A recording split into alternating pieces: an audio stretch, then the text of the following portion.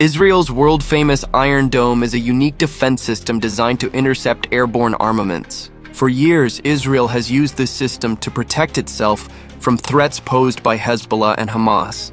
The Iron Dome has been admired globally, with many countries expressing interest in acquiring similar technology. It has given Israel a sense of security and emboldened its geopolitical stance.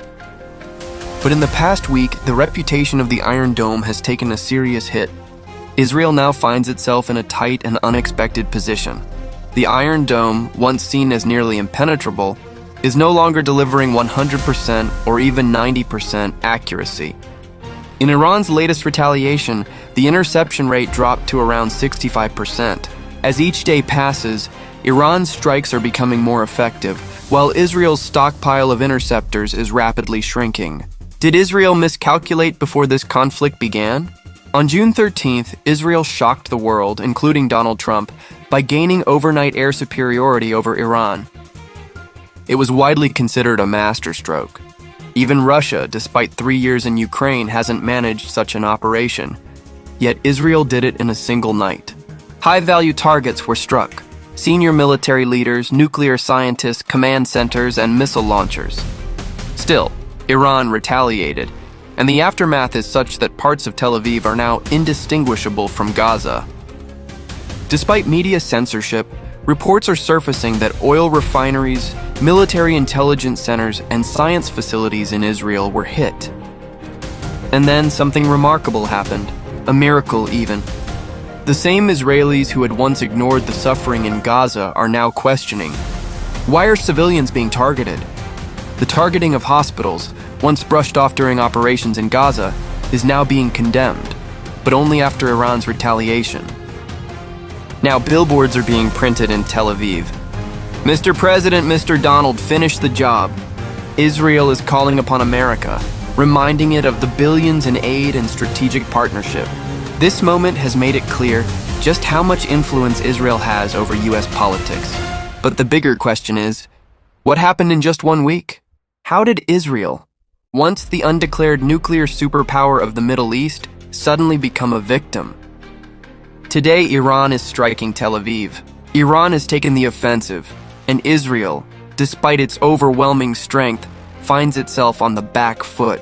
All this while Iran remains under crippling sanctions. In today's episode, we'll explore how Israel took control of Iranian airspace, how Iran is retaliating effectively, how Iran, despite sanctions, developed such a powerful armament industry, why the Iron Dome is failing, and why even if the US gets involved, there may still be a surprise awaiting.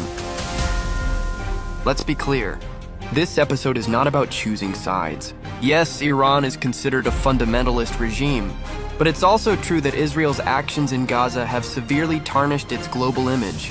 Today, many around the world are not sympathizing with Israel. There's a sense of karma in the air. How did Israel capture Iran's skies so easily? Iran was engaged in talks with the US and did not anticipate Israel's move. That's likely why Israel chose this moment for a coordinated surgical strike. On the night of June 13th, Israel launched a mission using its 600 combat aircraft, including unmanned drones and F-35 stealth jets. The F-35s entered from western Iran. Their first targets were radar stations and command centers. Due to their stealth capabilities, they were barely detectable. Next, they focused on surface-to-air missile systems, rendering Iran's air defenses nearly useless. Iran's systems included outdated Soviet-era S-200s and domestically made Bavar 373s, limited in coverage and capability. Meanwhile, Israel's Heron 3 drones acted as decoys, distracting defenses so the F-35s could strike. After that, F-15s and F-16s followed. These fourth-generation aircraft entered with little resistance and targeted Iran's ballistic missile storage and launch vehicles. In one night, 1/3 of Iran's launchers were destroyed. The objective was clear: cripple Iran's missile capability before it could launch anything. Why couldn't Iran respond immediately? Iran's air force has been severely weakened by decades of sanctions. With around 300 outdated aircraft, including old F-14 Tomcats, it posed little threat. These were among the first targets, taken out while still on the ground. Israel also aimed to neutralize Iran's top military leadership and nuclear scientists, fearing Iran's growing nuclear capability. Taking advantage of a weakened Syria, and with Iraq's defenses already destroyed, Israel launched its mission seamlessly. But then came Iran's retaliation. Israel may have dominated the skies, but Iran had prepared for this scenario. Knowing it couldn't match Israel or the US in air power, Iran focused on ballistic missiles. These missiles can travel extremely fast and long distances, reaching speeds of Mach 5 to Mach 6, making them difficult to intercept. Iran's missile evolution. Iran's missile journey began in 1987 with Shahab-1, a 300-kilometer range missile. Today, Iran possesses one of the most advanced ballistic arsenals in the Middle East. Short-range Shahab-1, Qam-1, Fateh-110. Medium-range Shahab-3, Imad, Ghadr 110, 1,500 to 2,000 kilometers range. These missiles were upgraded to include maneuverable re-entry vehicles, MAR-Vs. As they descend, they change trajectory mid-flight, taking zigzag paths that confuse radar systems and interceptors. Some even deploy submunitions to overwhelm air defenses. On June 19th, Iran used these tactics successfully. Iran also claims to possess hypersonic missiles, like the Fateh-1, with speeds of Mach 13. At such speeds, no existing system can guarantee 100% interception. Why is the Iron Dome failing? Israel has a layered defense system. Number 1, Iron Dome, for short-range threats. Number 2, David Sling, for medium range. Number 3, Arrow system, for intermediate threats. Number 4, Arrow 3, for long-range ballistic missiles.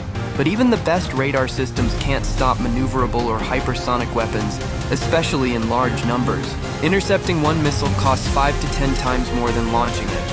And Iran is using drone swarms to force Israel to waste its interceptors, reducing the success rate even further, below 65%. Can Israel sustain this? Iran is used to sanctions and wartime life. Israelis are not. There are reports of evacuations and declining morale. Maersk has stopped operations at Haifa port. Oil refineries, airports, and intelligence centers are under threat. Israel now realizes that its overnight plan did not deliver lasting success and is calling on the U.S. for help. But even the U.S. may hesitate. The Fordo nuclear facility in Iran is so deeply buried that only a nuclear weapon could destroy it, something the Pentagon and Trump do not want to use. So who has the upper hand? In the short term, Israel showed superior air power. But Iran's missile and drone production remains untouched. This conflict may stretch on. And unless the U.S. intervenes decisively, Israel may be forced into a defensive posture. The world is watching. Many see this as karma for the 55,000 lives lost in Gaza. And now, with just 24 Israeli casualties, Israel is calling for international sympathy and help. God is watching everything.